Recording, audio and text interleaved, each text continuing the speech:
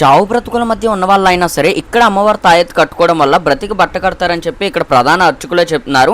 ఆ మిస్టరీ ఏంటో చూద్దాం రండి. హలో ఫ్రెండ్స్, మనమైతే ఈరోజు ఎస్కోట జంక్షన్లో ఉన్న దుర్గమ్మ తల్లి టెంపుల్కి అయితే వచ్చేసామన్నమాట. ముందుగా మనకి ప్రథమ పూజ్యుడు అలాగే మనకి కుమారస్వామి అయితే దర్శనమిస్తారు.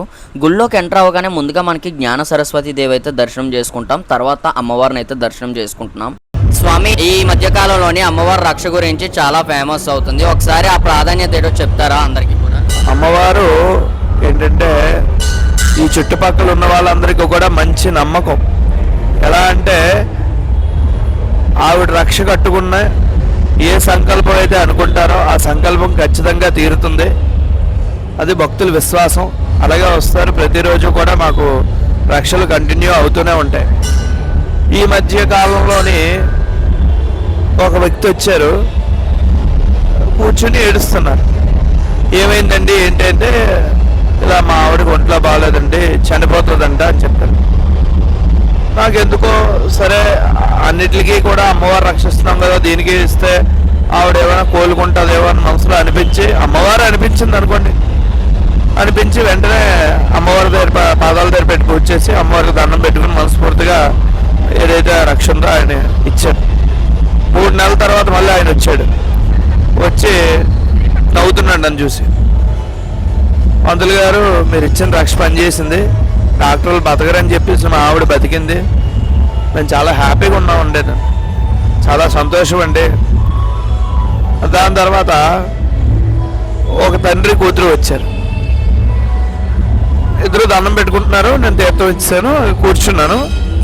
ఈలోపు ఆ పాప ఏదైతే ఉందో ఆ పాప వాళ్ళ నాన్నగారు కొంచెం ముందుకు వెళ్ళగానే ఆ పాప ఏడుస్తుంది. ఏమైందమ్మా, ఎందుకు ఏడుస్తున్నావు అంటే, మా నాన్నగారు వారం రోజుల కన్నా ఎక్కువ బతకరండి,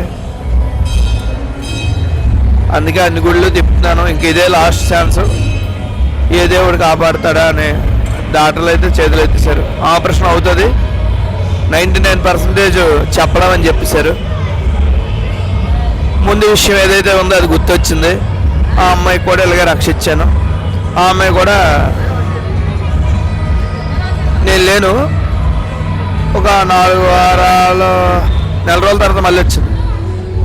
నెల రోజుల తర్వాత మళ్ళీ వచ్చి ఆ అమ్మాయి కూడా నేను లేను, వీళ్ళకి కలిసింది. ఆ పంతులు గారు ఉన్నారు, ఆ పంతులు గారు నెంబర్ ఇవ్వండి అంటే వీళ్ళు నెంబర్ ఇచ్చారు. ఫోన్ చేసింది. ఏంటమ్మా అన్న. ఎవరు ఏంటంటే, ఇలా పంతులు గారు మీరు రక్షించారు కదా, మా నాన్నగారు కూడా ఆపరేషన్ సక్సెస్ అయిందండి, మేము కూడా హ్యాపీగా ఉన్నాం. ఏం కావాలి మీకు అన్న. నాకేం వద్దమ్మా, అమ్మవారికి మీకు ఏ చేతనైతే అది చేసుకోండి, అమ్మవారికి ఏదైనా చేయండి, నాకేం అక్కర్లేదు, అమ్మవారు నాకు ఏమి ఇవ్వాలి అది ఇస్తుంది, పర్వాలేదు.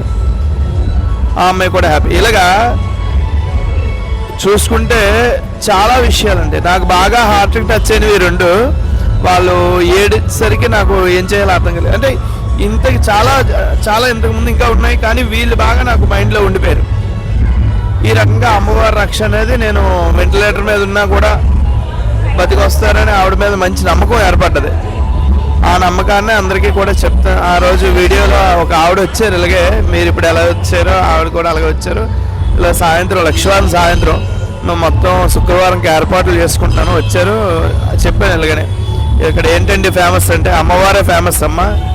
శృంగారపు కోటకి దుర్గాదేవి జంక్షన్ అంటే ఇదే దేవితల్లి అంటారు అమ్మవారిని. ఆవిడ రక్ష ఇక్కడ ఫేమస్.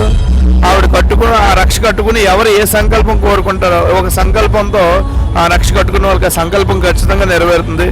విద్యార్థులకు విద్యని, ధనార్థులకు ధనాన్ని, అలాగే ఆరోగ్యరీత్యా ఏదైనా సరే అమ్మవారి సంకల్పం, మన దృఢ సంకల్పానికి అమ్మవారి రక్ష తోడవడం వల్ల అది ఇంకా శక్తివంతంగా మారి మన యొక్క కార్యక్రమం అనేది పూర్తిగా ఎటువంటి విఘ్నాలు లేకుండా అవడం చాలా ఆనందంగా అనిపించింది. ఆహా, ఇంత పవర్ ఉందా. నేను కూడా అమ్మవారి రక్ష కట్టుకున్నాను. అదే ఈ చాలా మంది వస్తున్నారు హైదరాబాద్ నుంచి, బెంగళూరు నుంచి, రాజమండ్రి, విజయవాడ, మొత్తం అటు నుంచి బాగా ఎక్కువ వస్తున్నారు. రక్ష ఎంత ఉంటుంది? రక్ష 30 రూపాయలు అండి, ప్రజెంట్ 30 రూపాయలు. ఫ్యూచర్లో మరి పెంచుతారు లేదని మరి నాకు తెలియదు. అలాగే కడతా. సో విన్నారు కదా, అమ్మవారి రక్ష అయితే ప్రతి ఒక్కరూ వచ్చి కట్టించుకుంటున్నారు. ఎందుకంటే అంత ఫేమస్ అమ్మవారు. మీరు ఏదైనా సరే సంకల్పం కానీ కోరుకుంటే అది పక్కాగా నెరవేరుతుంది. అది హెల్త్ పరంగా అయినా ఉండొచ్చు, వెల్త్ పరంగా అయినా ఉండొచ్చు, ఎలా అయినా సరే. సో మీ అభివృద్ధికే తప్ప ఎటువంటి అదేం లేదండి. ఇదంతా కూడా దేవాలయ అభివృద్ధికే కమిటీ వారు దీన్ని వాడతారు.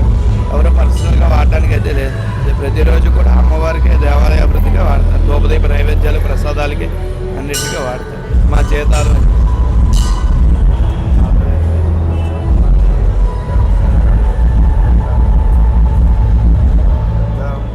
అమ్మవారి దర్శనం తర్వాత పంచముఖ గాయత్రీదేవి దర్శనం అయితే అవుతుంది. మీరు మీ కుటుంబ సభ్యులు కూడా ఒకసారి అమ్మవారి గుడికి అయితే దర్శనం చేసుకోండి. అండ్ మర్చిపోకుండా మన ఛానల్ సబ్స్క్రైబ్ చేసి వీడియోని లైక్ చేసి ఈ వీడియోని మీ ఫ్రెండ్స్ అండ్ ఫ్యామిలీ మెంబర్స్కి కూడా పంపించండి. Thank you.